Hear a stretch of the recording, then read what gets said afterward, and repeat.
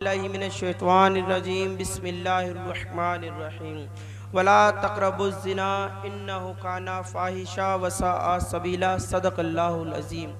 आइए सबसे पहले निहायत अक़ीदत व मोहब्बत के साथ अपनी और सारे कायनात के मरकज़ अक़ीदत अनीसे बेकसा चारा साज़े दर्दमंदा, हम गरीबों के गमगुसार, हम फ़कीरों की सरबत, शहरी यारे इरम, ताजदारे हरम, नौशाए बज़्म जन्नत, शाफ़ाए रोज़े जज़ा, दाफ़ाए जुमला बला, महबूब क़ुबा, सैयदी ला मका, अहमद मुजतबा, मुहम्मद मुस्तफ़ा, रूह फ़िदा सल्लल्लाहु ताला अलैहि वसल्लम की बारगाह बेकस पनाह में दुरूद पाक का नजराना पेश करते हैं। पढ़िए अस्सलातु वस्सलामु अलैका या रसूल अल्लाह, अस्सलातु वस्सलामु अलैका या रसूल अल्लाह, अस्सलातु वस्सलामु अलैका या हबीब अल्लाह, अस्सलातु वस्सलामु अलैका या हबीब अल्लाह, अस्सलातु वस्सलामु अलैका या नबी अल्लाह, अस्सलातु वस्सलामु अलैका या नबी अल्लाह, व अला आलिका व अस्हाबिका या नूर अल्लाह, व अला आलिका व अस्हाबिका या नूर अल्लाह, सल्लल्लाहु ताला अलैहि वसल्लम। सल्लल्लाहु अलैहि वसल्लम। जिस दौर पे नाज़ा थी दुनिया, जिस दौर पे नाज़ा थी दुनिया, हम वो ज़माना भूल गए। जिस दौर पे नाज़ा थी दुनिया, हम वो ज़माना भूल गए। लोगों की कहानी याद रही, अपना फसाना भूल गए। लोगों की कहानी याद रही, अपना फसाना भूल गए। मुंह देखा आईने में, दाग न देखे सीने में। मुंह देखा आईने में, दाग न देखे सीने में। दिल ऐसा लगाया जीने में, मरने को मुसलमान भूल गए। बेशक हक बात। दिल ऐसा लगाया जीने में, मरने को मुसलमान भूल गए। और अज़ा तो अब भी होती है मस्जिद की फजा में ए अनवर। अज़ा तो अब भी होती है मस्जिद की फजा में ए अनवर। जिस ज़र्ब से दिल हिल जाए वो ज़र्ब लगाना भूल गए। जिस ज़र्ब से दिल हिल जाए वो ज़र्ब लगाना भूल गए।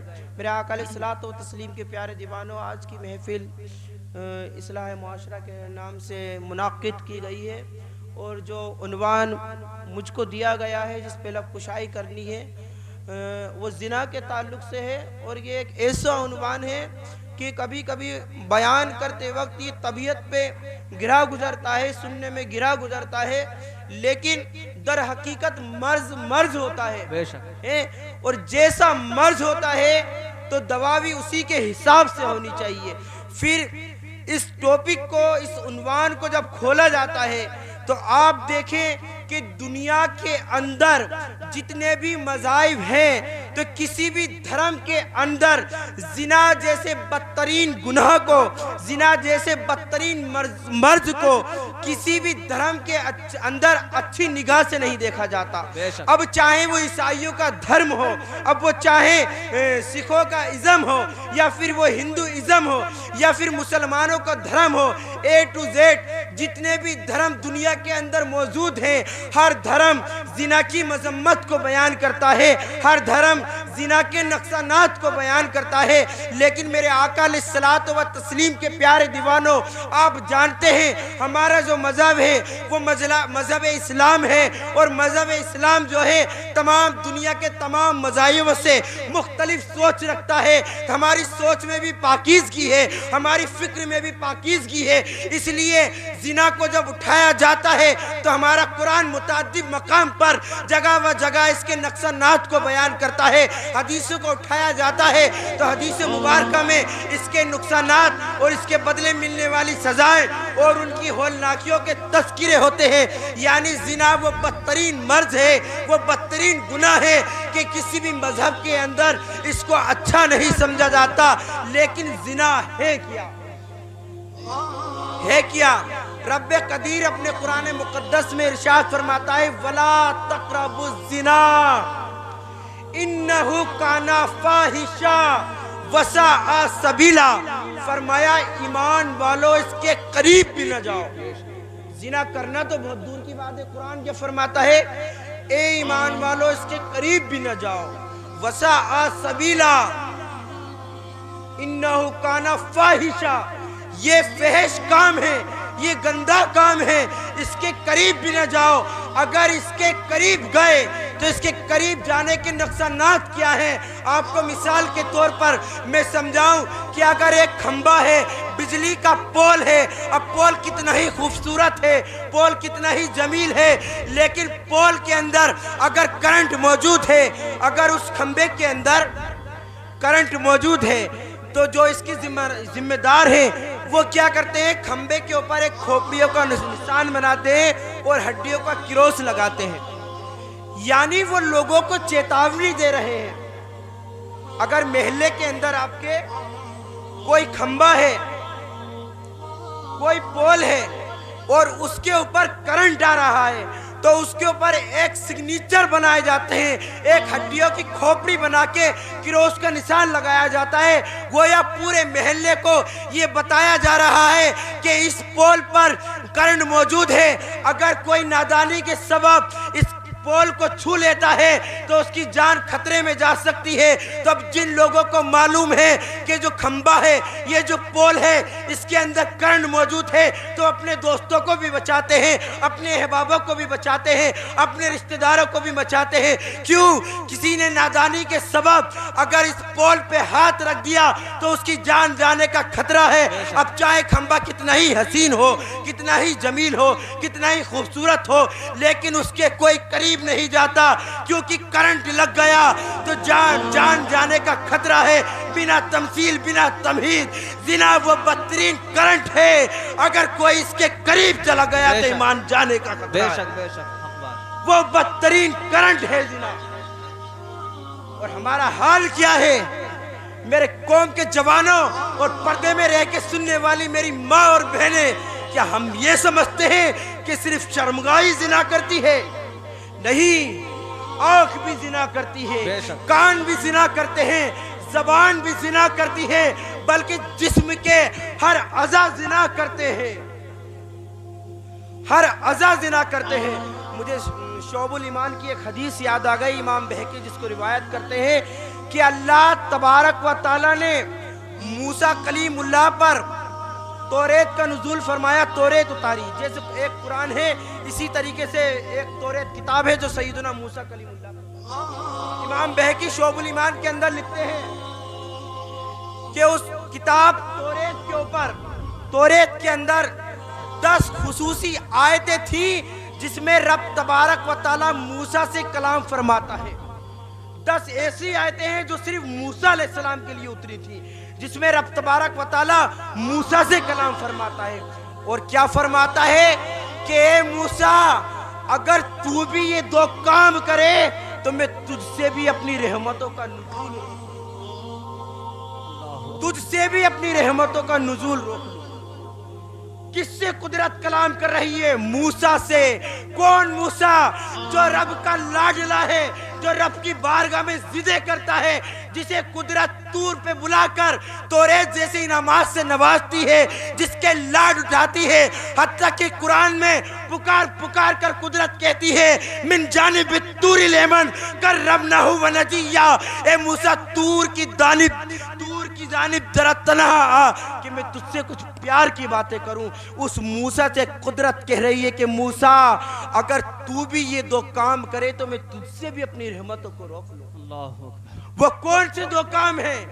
हालांकि नबी मासूम होता है, गुनाह का तसव्वुर किया, गुनाह उनके तसव्वुरात से भी नहीं गुजरते, बल्कि कुदरत उनके मुहाफिज बन जाती है। नबी वो होता है ना जिससे गुनाह का इम्कान हो और ना गुनाह कर सकता है, क्योंकि कुदरत उनकी मुहाफिज बन जाती है।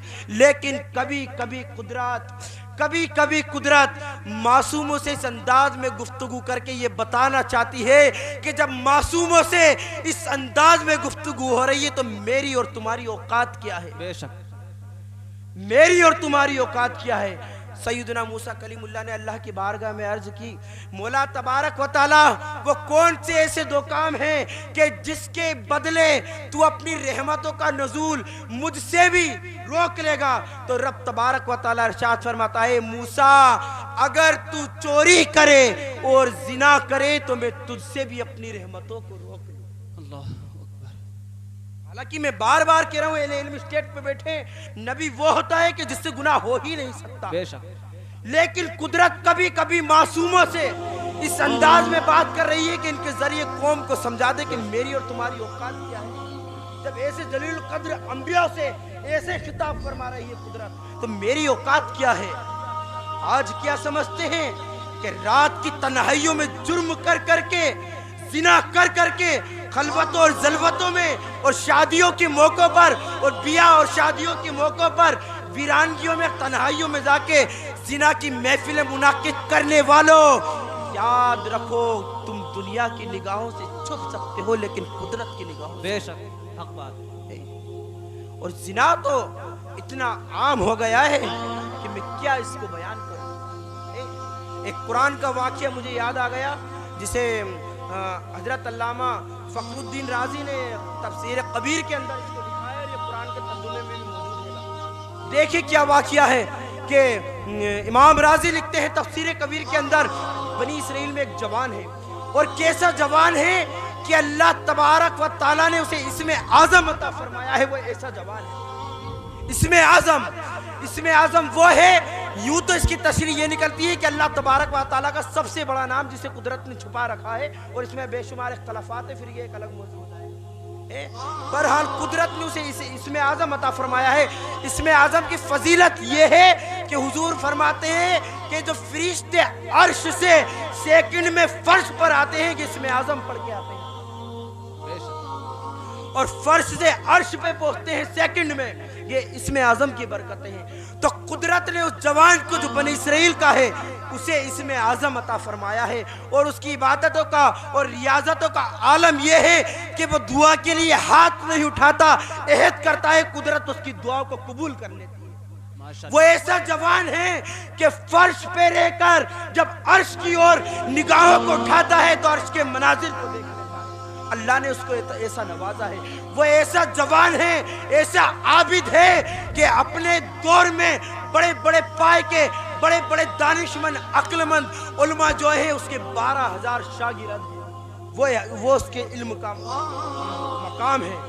नाम है उसका बलम इब्ने बावरा। आपने सुना होगा बहुत, बलम इब्ने बावरा।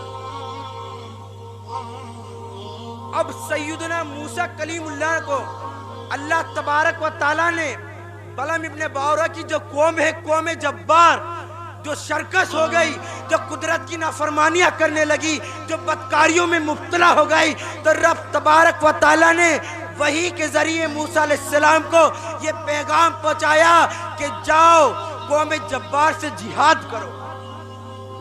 क्या पैगाम फरमाया कि कौम जब्बार से जिहाद करो। सैयदना मूसा कलीमुल्लाह ने जब रब का अपने ये पैगाम पाया तो तमाम अपने जो साथी थे और जो कौम के जवान थे उन्हें मुंतखब किया गया, ऐलान किया गया। तो रावी रिवायत करते हैं फखरुद्दीन राजी तफसीर कबीर के अंदर कि 1 लाख से ज्यादा मजमा जमा हो गया। 1 लाख से ज्यादा मजमा जमा हो गया, जिसमें कमा बेश 80,000 तादाद जो थी वो नौजवानों की थी। वही नौजवान जिसके लिए जनाब मुस्तफ़ा सल्लल्लाहु ताला अलैहि वसल्लम इरशाद फरमाते हैं कि किसी भी कौम का अगर सरमाया होता है तो उस कौम के जवान। बेशक अगर इस उम्मत का कोई सरमाया है तो मेरे कौम के जवानों वो तुम हो। अपनी जवानियों की हिफाजत करो। लेकिन हालात तो ये है कि लुट गई हमारी जवानियां, लुट गए हमारे सरमाए, इसलिए आज दुनिया में जलील रुसवा हो गए। ये हालात बन चुके हैं। बहरहाल मूसा अलैहिस्सलाम 1 लाख से ज्यादा लश्कर लेके कौम जब्बार से जिहाद के लिए गए। जब कौम जब्बार के बड़े बड़े लोगों को ये खबर पहुंची कि मूसा अलैहिस्सलाम जो अल्लाह का नबी है वो अपने लश्कर के साथ हम पे हमला करने के लिए जिहाद के लिए आ रहा है, तो वो कौम दौड़ती हुई अपने सरवरा, अपने कायद यानी बलम इब्ने बावरा के पास पहुंची और बलम इब्ने बावरा से जाकर वो कौम जब्बार के बड़े बड़े जो लोग थे वो ये कहने लगे कि मूसा अपनी कौम को लेकर पूरे साजो सामान के साथ हमसे जिहाद करने के लिए आ रहा है और मुमकिन है कि अब हमारा खात्मा होने वाला है। कहा, ए बलम, रब कदीर तेरी कोई दुआ को रद्द नहीं करता। हम ये चाहते हैं कि तू मूसा और मूसा की कौम के लिए हलाक होने की दुआ कर दे, उनकी बर्बादी की दुआ कर दे। बलम इब्ने बावरा ने सुना तो दिल हिल गया कि एक मासूम नबी के लिए मैं अल्लाह की बारगाह में क्यों बद्दुआ कर दूं। जब देखा कौम जब्बार के लोगों ने कि बलम इब्ने बावरा इस पे राजी नहीं होता, तो तमाम बड़े बड़े लोग अपने घरों पर जाकर अपने घरों का सीमो ज़र यानी सोना चांदी और उस दौर के मुताबिक जो उनकी दौलतें थी, जो उनकी कीमती अशिया थी, उन्होंने उसको जमा करा और बलम इब्ने बावरा के कदमों में लाकर ढेर कर दिया और इनाम के तौर पे उसे तमाम दौलत से नवाज दिया और कहा, तू हमारी सारी दौलत को रख ले, लेकिन इसके एवज, इसके बदले तो मूसा और उसकी कौम के लिए हलाक होने की बद्दुआ कर दे। पैसा बड़ी बुरी चीज है, दुआ क्या करें, अल्लाह तबारक व तआला हमें इससे महफूज रखे। उसके दिल में लालच आ गया और बलम इब्ने बावरा वक्त का आबिद जाहिद इसमें आजम सीखा हुआ, जिसके 12,000 बड़े बड़े इल्म वाले शागिर्द थे, वो लालच में आ गया और वो इस बात पे राजी हो गया कि माज़अल्लाह मुझे मूसा और उसकी कौम की हलाकात के लिए दुआ करनी है। फिर वो अपनी सवारी लेकर अपनी गधी पे बैठकर वो उस मकाम की तरफ चला जिस पहाड़ पे जाके उसे माज़अल्लाह मासूम पैगंबर मूसा के लिए बद्दुआएं करनी थी। लेकिन इमाम फखरुद्दीन राजी तफसीर कबीर के अंदर रिवायत करते हैं कि जैसे ही वो अपनी गधी के ऊपर बैठा तो उसकी गधी नहीं चलती थी, तो वो अपनी गधी को छड़ी से हाँकता था लेकिन उसकी गधी नहीं चलती थी, लेकिन दूसरी तरफ मोड़ता तो उसकी गधी मुड़ जाती थी, लेकिन जिस तरफ बद्दुआ के लिए जाना था उस तरफ को चलता तो उसकी गधी नहीं चलती और वो उस पर छड़ी मारता। रब्बे कदीर की कुदरत जोश में आई और उसने गधी को गोयाई अता फरमाई तो गधी बाल उठी। बलम, तू कहता है चल, और फरिश्ते आन के मेरी लगाम को मोड़ देते हैं, लेकिन वक्त वक्त की आंखों पर हिर्स की और दौलत की ऐसी पट्टी पड़ी हुई थी कि वो गधी को छोड़ के कौम के लिए बद्दुआ करने के लिए पहाड़ पर चढ़ा। कौम की उन बेटियों से मैं आज कहना चाहता हूँ, अगर बात बुरी लगे तो मुझे 100 बार माफ कर दें, लेकिन दिल का दर्द अपने बयान करना चाहता हूँ। चंद पैसों के खातिर अपनी आबरूओं को लुटाने वालियों, मुफलिसी की चक्की में पिस रही हो, लेकिन इसकी वजह से अपनी इस्मतों का सौदा करने वालियों, और चंद पैसों के बदले और चंद अशिया के बदले और जो तुम्हें हसीन ख्वाब दिखाए गए हैं उनके बदले अपने जिस्म का सौदा करने वालियों, जरा गौर करो कयामत के दिन फातिमा ज़हरा को क्या जवाब दो। ये भेड़िए तुम्हारी आबरूओं को लूटकर तुम्हारे जिस्म को नोच लेंगे और तुमसे कोई निकाह नहीं करेगा, फिर सिसक सिसक कर तुम्हारी रातें कटेंगी, दुनिया तुम पे लानत करेगी, पड़ोसी तुम्हारे खिलाफ होंगे, खानदान तुमसे कतई ताल्लुक कर लेंगे, माँ बापों की निगाहों में तुम्हारी इज्जत गिर जाएगी। फिर वो वक्त आता है कि कौम की बच्चियां या तो जल के मर जाती हैं या फिर फांसी खाती हैं। ये हालात हैं। और ये हालात क्यों है? हमने निकाह को इतना महंगा कर दिया, शादियों को इतना महंगा कर दिया कि आज माँ बाप के कांधे दहेज का सामान जोड़ते जोड़ते बाप बूढ़ा हो चुका है और दहलीज पे 4-4 जवान बेटियां बैठी हैं, लेकिन उनका निकाह नहीं कर सकता। क्यों? क्योंकि उसके पास देने के लिए सामान नहीं है। उन बाप के दिलों से पूछो कि जिनकी 4-4 बेटियां उनके घरों में जवान हैं, उन्हें रातों को नींद मेरे रसूल ने फरमाया, लोगों निकाह को इतना आम कर दो कि जिना मुश्किल हो जाए। हम इसके बरखिलाफ गए, हमने जिना को इतना आम कर दिया कि आज निकाह मुश्किल हो गया, निकाह मुश्किल हो गया। और उन कौम के जवानों से भी कहना चाहता हूं जो किसी बेटी का हाथ पकड़ते हैं और निकाह के प्लान बनाते हैं। मेरे मुस्तफ़ा करीम सल्लल्लाहु ताला अलैहि वसल्लम ने इरशाद फरमाया, अगर किसी मर्द ने किसी ऐसी औरत का हाथ थामा जो उस पे हराम थी यानी नामहरम थी, अल्लाह तबारक व ताला कल क़यामत में उसे इस हाल में उठाएगा कि उसका ये हाथ जहन्नम की आग की जंजीरों से गुद्दी पे बंधा हुआ होगा और अहले मेशर उसे जानी कह के पुकारेंगे। ये हाल होगा। लेकिन हमारा हाल क्या बन चुका है? अपनी तन्हाइयों में जिना के मनाजिर देखने वालों, रब्बे कदीर के महबूब ने इरशाद फरमाया, जिसने गंदे मनाजिर देखे, ऐसे मनाजिर जिसे रब तबारक व ताला ने मना फरमाया था, अल्लाह तबारक व ताला कल क़यामत में उनकी आंखों में जहन्नम की आग की दहकती हुई सलाइयों से उनकी आंखों में पिरो देगा। कर पाओगे ये अजाब बर्दाश्त? और वो मेरी बहनें, मिराज की रात हुजूर सल्लल्लाहु अलैहि वसल्लम ने एक ऐसी वादी देखी कि जो जहन्नम की आग उसके अंदर दहकी हुई थी और हुजूर इरशाद फरमाते हैं कि उसके अंदर चीखो पुकार की आवाज आ रही थी। फिर फरमाया, ए अखी जिब्राइल, ये कौन लोग हैं इसके अंदर जो इतने कर्ब के साथ, इतने दर्द के साथ चीख रहे हैं? और उस वादी के अंदर हुजूर ने झांक कर देखा तो हुजूर ने देखा, ये मंजर देखकर करीम मुस्तफा का दिल दहल गया कि मर्द और औरतें बरहना आग में लिपटे हुए एक दूसरे को जला के खाक कर रहे हैं, जहन्नम की आग उन पे मुसल्लत है। हुजूर फरमाने लगे, जिब्राइल, ये ने किस गुनाह की सजा मिल रही है? तो जिब्राइल इरशाद फरमाते हैं, या रसूल अल्लाह, ये आपकी उम्मत के वो लोग हैं जो दुनिया में रह के गैर महरमों के साथ नाजायज ताल्लुक कायम किया करते हैं। चंद लम्हे की लज्जतों के लिए, चंद लम्हों की लज्जतों के लिए हम जहन्नम खरीद रहे हैं।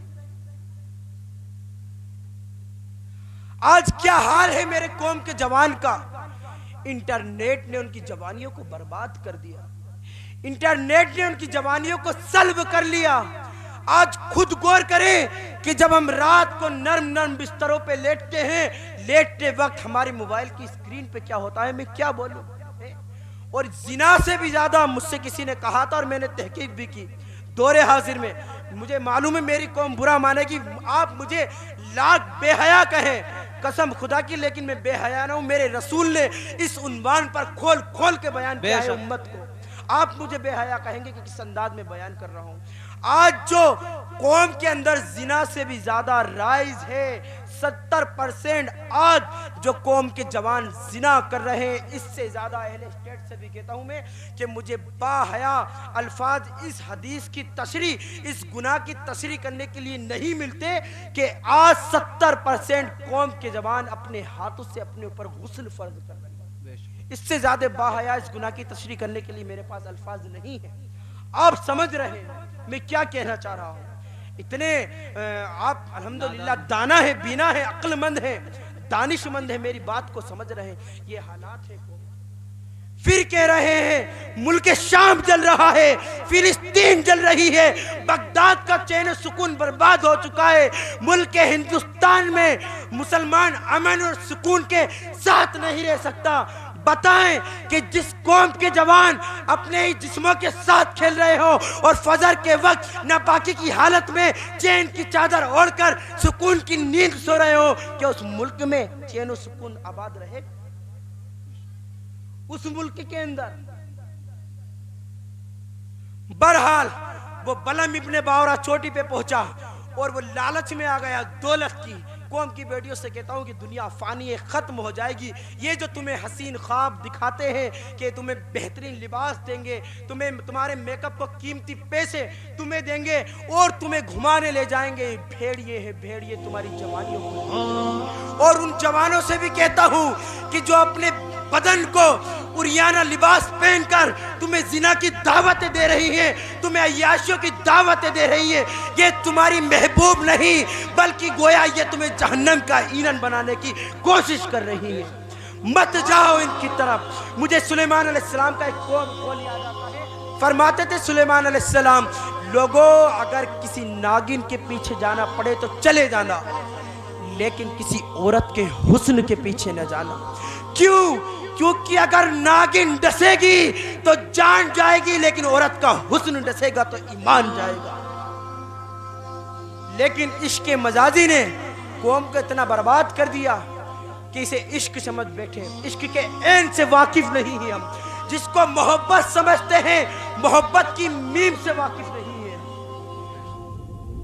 14-14 साल के 15-15 साल के छोकरे जिन्हें अभी गुस्ल का तरीका नहीं मालूम, जिन्हें अभी सुन्नत तरीका पेशाब का नहीं मालूम, वो कहते हैं हमें मोहब्बत हो गई, हमें इश्क हो गया। जो इश्क को भी इश्क कहते हैं, इश्क नहीं अदा कर सकते, वो कहते हैं हमें इश्क हो गया। जी, ये हालात है कौम के जवानों को। मैं जानता हूं मुझे आप 100 दफा माफ करें कि मेरे ये अल्फाज आप पे गिरे बन के गुजर रहे हो, लेकिन हम खतीब नहीं हैं, हम नहीं चाहते ऐसे बयान करें। हालात हमसे बयान करवा रहे हैं, हालात ऐसे बन चुके हैं। किसको समझाएं, किसको अपना दर्द दिल दिखाएं? क्यों? क्योंकि अभी तो हमारी कोई अहमियत नहीं है, अभी तो सिर्फ मस्जिद के मौलवी और मौज़िन नजर आते हैं। लेकिन बताएं कि तुम्हारे पैदा होने से लेके जनाजे तक ये मौलवी तुम्हारे काम नहीं आता, तो ये तुम्हारी आखिरत की भी फिक्र कर रहा है। इसीलिए जलसे मुनाकिद किए जाते हैं, इसीलिए इन उन्वान पर बयान किए जाते हैं कि हमारे दिलों के दर्द, हुजूर के दिल के दर्द कौम तक पहुंच जाएं, और ये कौम जो उरियानियों की तरफ जा रही है, अय्याशों की तरफ जा रही है, इसका दिल इनसे दूर हो जाए और इस सिरात मुस्तकीम पे गामजन हो जाए। ये दिल के दर्द है हमारे। और याद रखें कि अल्लाह ना करे वो दिन आए, लेकिन एक दिन वो आएगा, लोग तमन्नाएं करेंगे काश हमें कोई समझाने वाला होता। बेशक लोग तमन्नाएं करेंगे कि गुनाहों के दलदल में फंस चुके हैं, काश कोई इस दलदल से हाथ पकड़कर हमारा निकालने वाला होता। आज लोग वाज कर रहे हैं, मौलवी नसीहतें कर रहे हैं, हमारे आइमा हजरात समझा रहे हैं, तो कोई कद्र नहीं है। एक दिन वो आएगा, आप अपनी माथे की आंखों से देखेंगे कि मचलेंगे, तड़पेंगे, काश कोई इन गुनाहों की दलदल से निकाल कर ले जाए। लेकिन उस वक्त तक बुझ चुके होंगे ये चिराग, वीरान हो जाएंगी ये महफिलें, कोई गुल बाकी रहेगा ना चमन रह जाएगा, फकत रसूलुल्लाह का दीन हसन रह जाएगा। हम सफीरो बाग में कोई दमका चहचहा, बुलबुलें उड़ जाएंगी, खाली चमन रह जाएगा। इतलसो कम ख्वाब की पोशाक पर नाजा ना हो, इस तने बेजान पे खाकी कफन रह जाएगा। और जो पड़ेगा साहिब लोलाक पर हर दम दुरूद, आग से महफूज उसका तन बदन रह जाएगा, आग से महफूज उसका तन बदन रह जाएगा। तो वो बलम इब्ने बावरा पहाड़ की चोटी पे जाकर, अल्लामा फखरुद्दीन राजी रिवायत कि हजरत वो पहाड़ की चोटी पे जाकर मूसा अलैहिस्सलाम और उनकी कौम के लिए बद्दुआएं करता है। अब देखें, जब उसने चोटी के ऊपर जाकर मूसा अलैहिस्सलाम की कौम के लिए बद्दुआ की, और माज़अल्लाह वो कहता था कि मौला तू मूसा को हलाक कर दे, तो उसकी ज़बान इख्तियार खो बैठी। मूसा कलीमुल्लाह की जगह उसकी ज़बान पे आता था कि मौला तू बलम इब्ने बावरा को बर्बाद कर दे, हलाक कर दे। और जब वह कहता कि मूसा की कौम को हलाक कर दे, तो उसकी ज़बान इख्तियारात खो देती, तो उसकी ज़बान से निकलता मौला तू बलम इब्ने बावरा की कौम को हलाक कर दे। जब कौम जब्बार ने ये हालात देखे कि जिसको कायद बना के लाए थे, जिसको अपना मुहाफिज बना के लाए थे, वो तो हमारे लिए बद्दुआएं करने लगा। कहने लगे बलम ये तू किसके लिए बद्दुआएं करता है? तो बलम इब्ने बावरा कहता है दौलत के नशे में आकर मैंने अपनी दुनिया भी बर्बाद कर दी, मैंने अपनी आखिरत भी बर्बाद कर दी, और आज इस ज़बान पर मेरा इख्तियारात नहीं रहे, मेरे रब ने मुझसे सारी नेमतें छीन ली। कुरान कहता है, कुरान वो ज़बान थी कि जिस पे अल्फाज नहीं आते थे दुआएं कबूल हो जाती थी, लेकिन कुरान ही कहता है कि हमने उसकी ज़बान को कुत्ते की तरह सीने पे लटका दिया और उसका चेहरा सियाह हो गया और आंखें सुर्ख हो गई, और वो पहाड़ी पे से दौड़ा कि हाय मेरी दुनिया भी बर्बाद हो गई, मेरी आखिरत भी बर्बाद हो गई। कौम जब्बार ने कहा कि जो कुछ होना था वो तो हुआ, लेकिन अब ये आखिरी में इख्तिताम की तरफ जा रहा हूँ। मेरे कौम के जवान इसको दिल के काने से सुने और तख्ती दिल पर मेरे जुमलों को लिख कर ले जाएं, और जो आपके मैं इस मिंबर के ज़रिए जो आपको पैगाम पहुँचा रहा हूँ और जो पहुँचाने वाला हूँ, अल्लाह करे वो ये पैगाम आपके ज़रिए हिंदुस्तान की सरजमी पर पहुँच जाए। वह पैगाम ये है कि जब कौम जब्बार ने कहा कि अब जो होना था हो गया, बहरहाल मूसा जो 1 लाख से ज़्यादा लश्कर लेके आया है, उस लश्कर का क्या करना है, इस लश्कर को नाकामयाब कैसे करना है, कैसे ये मैदान छोड़ के भागते हैं। तो बलम इब्न बावरा कहता है कि तुम मूसा से जंग नहीं जीत सकते, तुम मूसा से जंग नहीं जीत सकते। हाँ, इसका एक हल है कि अगर तुम अपनी कौम की औरतें, अपनी माएँ और बेटी और बहनों को उरियानी लिबास पहनाकर, यानी अधनंगा लिबासों के साथ अगर मूसा की कौम के जवानों में उतार दो तो उसकी कौम हराम में मुब्तला हो जाएगी और उसका रब इस कौम से नाराज हो जाएगा। बेशक। तो अल्लामा फखरुद्दीन राजी तफसीर कबीर के अंदर लिखते हैं कि बलम इब्न बावरा के कहने पर उन्होंने अपनी कौम की बेटियां अधनंगा लिबासों के साथ, उरियानी बदन के साथ मूसा अलैहिस्सलाम के जवानों के दरमियान उतार दी। आज भी इनके अंदाज वही है, तरीके बदल गए हैं। लोग आप समझ नहीं रहे, ना मैं समझ रहा। उस दौर में इंटरनेट नहीं था ना इंटरनेट, तो उन्होंने अपनी औरतें पेश कर दी थी। अब यहाँ तो पेश नहीं कर सकते, तो उन्होंने गूगल पर, यूट्यूब पर दीगर ऐसे बना के अपनी औरतों को नंगा करके कौम मुस्लिम की जवानों की जवानियों को छीन लिया। हम इससे बेखबर हैं, हमारे खिलाफ साजिशें खेली गई हैं, षड्यंत्र रचाए गए हैं, बाकायदा हमें मिटाने के लिए मिशन कम बनाए गए हैं। आज जो ये कौम यूट्यूब पर, दीगर ऐप पर गंदी पिक्चरें पड़ी हैं, आधे से जायद कौम के जवान इन्हें देख के अपनी जवानियों को बर्बाद कर रहे हैं। बेशक ये हाल है कौम का। और कितनी गंदगी फैला लेंगे हम। अगर मेरी कौम बुरा ना माने, एक बात और कह दूं, हमारे हालात ये है कि मुसलमानों की बच्चियां फॉलोवर्स बढ़ाने के लिए, कमेंट्स बढ़ाने के लिए, लाइक्स बढ़ाने के लिए दीगर ऐप पर अपनी हया की चादरों को उतार रही हैं। मुसलमान बच्चियां आप सोशल मीडिया, कौम के जवान हमारे जिनके हाथों में इस्लाम की बागडोर थी, जिनके होठों पे दुरूद पाक के नजराने थे, जिनकी जबानों से कुरान की तिलावत की तराने बुलंद होते थे, आज उनको उनकी जबानों पर फहश कलामी है, हाथों में शराब के अड्डे हैं, ताश की गड्डियां हैं, हाथों में शराब के बोतलें हैं। ये बर्बादी नहीं है, ये बर्बादी नहीं है। बहरहाल बलम इब्न बावरा के कहने पर मूसा अलैहिस्सलाम की कौम के अंदर इस मैसेज को सुनो। उन्होंने अपनी औरतों को उरियानी लिबास के साथ मूसा अलैहिस्सलाम की कौम में भेज दिया। मूसा अलैहिस्सलाम की कौम का एक जवान कौम जब्बार की एक लड़की को अपनी आगोश में उठा के ले आया, अपनी आगोश में उठा के ले आया। और अपनी आगोश में लाने के बाद मूसा अलैहिस्सलाम से फतवा लिया कि अगर मैं इससे निकाह करूं तो क्या मेरा निकाह हलाल है? अगर मैं इससे निकाह करूं तो क्या मेरा निकाह हलाल है? तो मूसा अलैहिस्सलाम फरमाते हैं, हम यहाँ अल्लाह के हुक्म पर अमल करने के लिए आए हैं, निकाह की महफिल मुनाकात करने के लिए नहीं। ये तेरे लिए हराम है।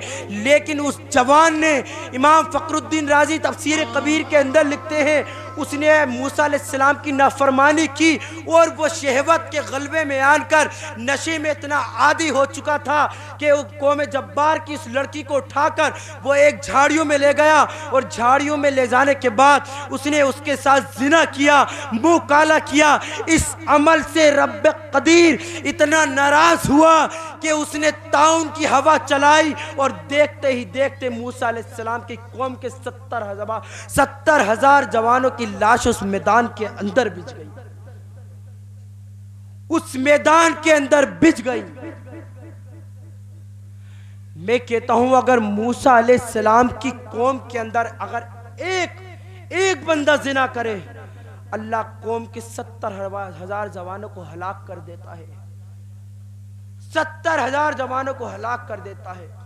आज रोते हैं ना, अल्लाह की रहमत क्यों नहीं उतर रही?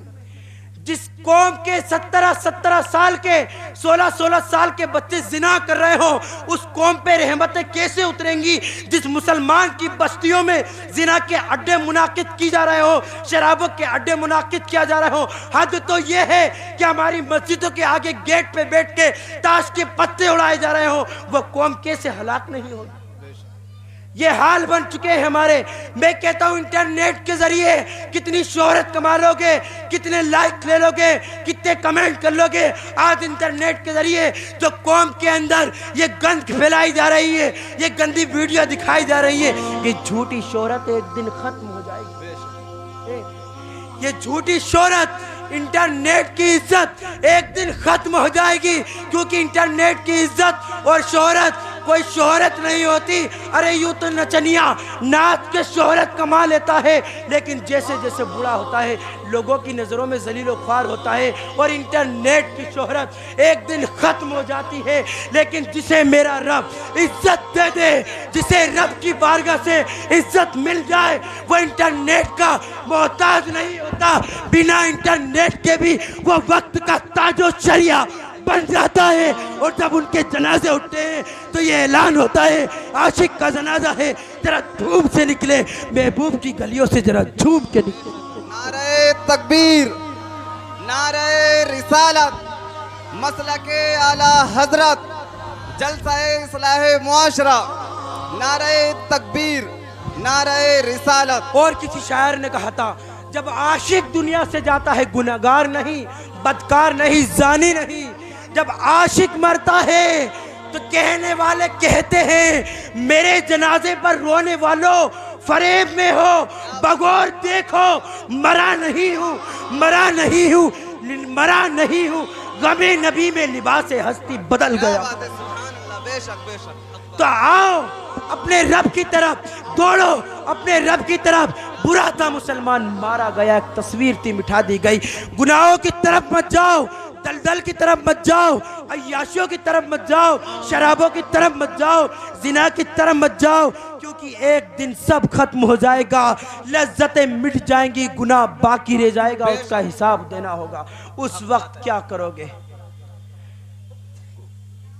तो मेरे भाई, आफियत इसी में है कि होश के नाखून ले, अपनी जिंदगियों को मौत से पहले गनीमत जाने। वो मेरी कौम की बच्चियां जो अपने घरों में बैठी हैं, मैं उनसे भी कहना चाहता हूं कि चंद पैसों के लालच में और मुफलिसी की चक्कर में अगर पिस रही हैं तो अपनी इस्मतों का सौदा ना करें, खातून जन्नत के किरदार को पढ़ें। आखिरी बात, खातून जन्नत के किरदार को पकड़े। क्यों? खातून जन्नत वो जात का नाम है, फातिमा ज़हरा, कि जिसकी चादर के ऊपर 70 पहमत तो है, लेकिन गुनाह का धब्बा नहीं है। लेकिन आज मेरी कौम की बेटियां और बहनों की चादरों के ऊपर एक भी धब्बा नहीं है, चादरों के ऊपर, लेकिन दिल गुनाहों से दागदार हो चुका है। ये हाल है। तो मौला तबारक व ताला से बस आफ़ियत की दुआ करते हैं कि मौला तबारक व ताला हमारे कौम के जवानों को बिलखुसूस हिदायत अता फरमाए और गुनाहों से बचने की तौफीक अता फरमाए। मौला तबारक व ताला की बारगाह में दुआ हुआ हूँ, मौला तबारक व ताला दौरान बयान जो मुझसे कसदन सेवन लफ्ज़न गलती हुई है उन्हें माफ़ फरमा के सही को अपनी बारगाह में कबूल फरमा। बिलखुसूस हम सबको इस पर अमल की तौफीक अता फरमा। अस्सलामु अलैकुम व रहमतुल्लाहि ताला व बरकातुहू।